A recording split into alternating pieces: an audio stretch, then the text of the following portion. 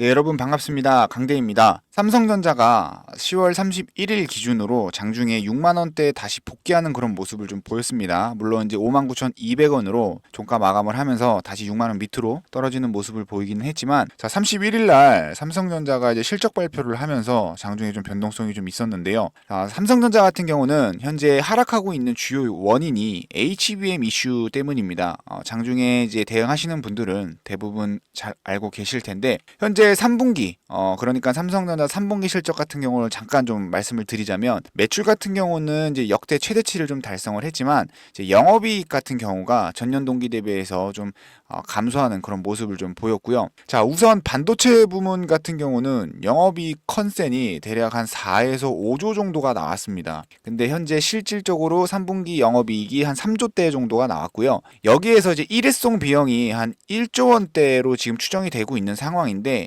뭐 당사에서 이 일회성 비용에 대해서 세부 내역에 대한 부분까지는 아직 설명을 하진 않았습니다. 근데 뭐 이게 이제 연구 개발 비용이라든지 뭐 차세대 HBM과 관련된 이제 비용이라고 좀 우리가 뭐 나름 기대를 좀 해볼 수 있는 부분이 있고, 자, 그리고 결정적으로 엔비디아에서 현재 삼성전자가 개발 중인 5세대 HBM 컬 테스트를 좀 진행하고 있다는 소식이 좀 전해지면서 31일 날 이제 주가가 이렇게 좀 변동성을 좀 보였던 거고요. 여기서 이제 우리가 생각을 해봐야 되는 게 뭐냐면, 자, 근본 삼성전자의 주가 하락 요인이 뭐예요?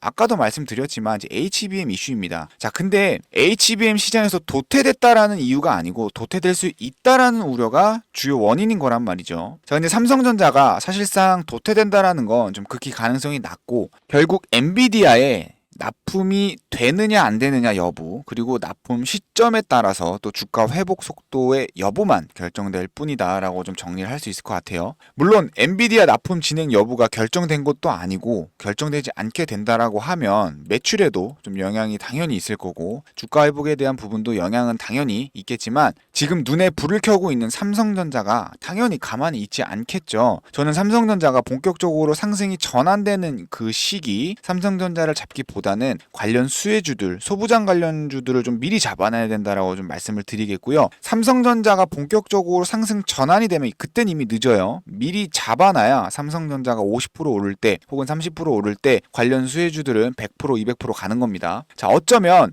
현재 전 산업이 AI 시장에 좀 집중되고 있는 현 시점에서 제2의 에코프로 같은 미친 거품이 낄 수도 있다라고 저는 전망을 하고 있는 상황이에요. 자, 그래서 오늘 가능성 있는 종목들 몇 가지 좀 가지고 와봤는데, 자, 참고로 미리 말씀드리자면, 저는 정보 공유를 빌미로 해서 그 어떠한 금전을 요구를 한다거나 그 외에 유료 리딩 그리고 멤버십 가입 같은 그런 이제 사익을 절대로 요구하지 않습니다. 제발 사칭에 주의해 주시고요.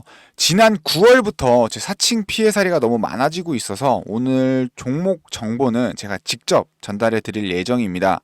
화면에 나와 있는 번호는 제 개인 번호입니다. 010-3084-4211, 여기로 대장주라고 세 글자 보내주시면 오늘 종목 정보를 제가 직접 전달해 드릴 예정입니다. 스팸으로 등록되어 있는지만 확인한 후에 관련 정보를 전달해 드리고 있고요. 주가 폭등하기 전에 빨리 문의 주셨으면 좋겠습니다. 저는 내일 유익한 정보로 다시 찾아뵙도록 하겠습니다. 감사합니다.